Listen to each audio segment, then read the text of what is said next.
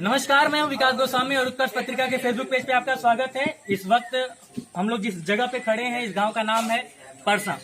और मेरे पीछे आप जिस मंदिर को देख रहे हैं, माता रानी का मंदिर है, दुर्गा जी का मंदिर है। और आज इसका स्थापना दिवस था, जिसके परिप्रेक्ष्य में यहाँ पे तमाम लोग, गांव के लोग और आसपास के क्षेत्र के लोग यहाँ पे इकट्ठा हुए हैं। पूजा पाठ हुआ और मूर्ति स्थापित की गई। और मेरे बगल में इस वक्त जिस शख्सियत को आप देख रहे हैं, इनका नाम है अखिलेश त्रिपाठी जी, देवेश फाउंडेशन के मालिक। अभी हाल ही में उत्कर्ष पत्रिका ने कुछ दिन पहले, जब लॉकडाउन की शुरुआत थी, उसी टाइम एक खबर चलाई थी भोला को लेकर। भोला की जो हालत थी, जिन लोगों ने वो वीडियो देखा, सबने अपने हिसाब से वहां तक पहुंचने की कोशिश की, लेकिन उसमें जो सार्थक कोशिश थी, मुझे भी बहुत अच्छा लगा। और मेरी खुद मेरे चैनल के लोगों की और मेरी भी इच्छा थी कि ऐसे इंसान से मिला जाए जो इतना दूर रहने के बाद भी ऐसे लोगों की अपने गांव, अपने जमीन से जुड़े हुए हैं और अपनी मदद भेजते रहे। बहुत ही सराहनीय कार्य उस लॉकडाउन के दौरान आपके द्वारा हुआ था। बातचीत करेंगे और जानने की कोशिश करेंगे कि किस तरह से पूरे लॉकडाउन का अनुभव रहा और जो जीवन का अनुभव, जिस हिसाब से आप सामाजिक कार्यों से जुड़े रहते हैं, अपने गाँव के कई सारे लोगों से दूर रह के भी कई लोगों का उद्धार किए, तो ये सारी प्रेरणा कहाँ से आती है, कहाँ से इसकी शुरुआत हुई थी? बहुत बहुत स्वागत है आपका हमारे चैनल पे। नमस्कार। मेरा जो पहला सवाल है कि देवेश फाउंडेशन जब शुरू हुआ था, उसके पहले से ही आप इन कार्यों को करते आ रहे हैं या फिर देवेश फाउंडेशन के बाद? और ये प्रेरणा आपको कहाँ से मिलती है? देखिए, प्रेरणा मिलती नहीं है, प्रेरणा लेना पड़ता है। क्योंकि हम लोग गांव में, हम लोग ऐसे गांव में और ऐसे गांव से हैं कि हमारे जो बड़े बुजुर्ग हैं वो लोग भी काफ़ी सामाजिक रहे हैं और उनके नेतृत्व में हम लोग भी उनको देखकर कुछ सामाजिक बने हैं। और हमारे गांव में ऐसे बहुत से लोग हैं जो अच्छे अच्छे लेवल पे हैं और सामाजिक काम भी कर रहे हैं। तो प्रेरणा ऐसी मिलती है कि भाई उन्होंने ऐसा किया, हमें भी इस टाइप से करना चाहिए। फिर हम अपने गाँव से कुछ दूसरे स्टेट गए, दूसरे स्टेट से दूसरे शहर गए, तो ऐसे बहुत से हमारे आसपास समाज में लोग मिलते हैं, जिससे बहुत सीख मतलब मिलती है कि भाई इन्होंने किया तो हमें भी करने में क्या बुराई है।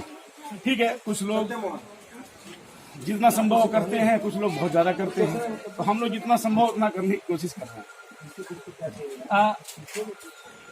भोला एकमात्र ऐसा चेहरा नहीं है जिसकी आपने मदद की। मुझे आप, चूंकि आप तो इन चीज़ों के बारे में बात नहीं करते हैं, लेकिन कई सारे लोगों ने मुझे बताया कि लॉकडाउन के समय में आपने कई लोगों की मदद की और ये अपने आप में एक बहुत बड़ी बात है। और तो लगभग कितने लोगों की मदद हो चुकी पूरी लॉकडाउन के दौरान? आप उसको मेरी देखिए, मदद कह सकते हैं, हमें तो बड़ी आत्मसंतुष्टि मिलती है। मैं किसी का अगर किसी के लिए कुछ कर पाऊँ तो सबसे पहली संतुष्टि जो है हमें मिलती है, हमें आत्मसंतुष्टि मिलती है। और ऐसे भोला जैसे जितने लोगों के बारे में हमें पता चला, एटलीस्ट अभी हमारे गांव में भी हमारे यमुना जी हैं, उन्होंने भी कुछ बताया, तो हमने यथासंभव जितना भी हो सका, जितने लोगों का नाम आया, हमने उनकी मतलब हेल्प की और निरंतर कर भी रहे हैं। क्योंकि हमने 3 महीने 4 महीने के लिए बोला था, तो 2 महीने का तो हमने किया। अभी तीसरा महीना भी 4-5 तारीख उनका किस मतलब जो भी है वो जाएगा।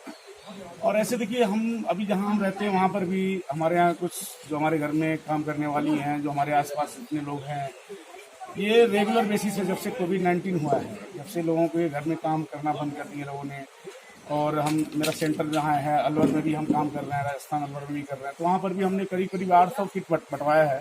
राशन जो रेगुलर अभी भी चल रहा है, अभी भी कॉल्स आते हैं कि सर यहाँ पे राशन की कमी है, तो वहाँ पर भी हम हमारी टीम प्रोवाइड करती है।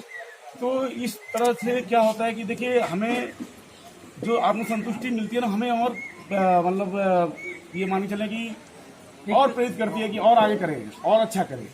और एडमिनिस्ट्रेशन से भी काफ़ी ज़्यादा हमें प्रोत्साहन मिलता है कि आप अच्छा कर रहे हैं, तो खुशी होती है। देवेश फाउंडेशन किस सन में बना और इस वक्त देवेश फाउंडेशन किन किन क्षेत्र में काम कर रहा है? सर, देवेश फाउंडेशन देखिए 2019 जनवरी में ही अभी हमने स्थापित किया था और अभी उसके करीब 1.5 साल से ऊपर हो गया। तो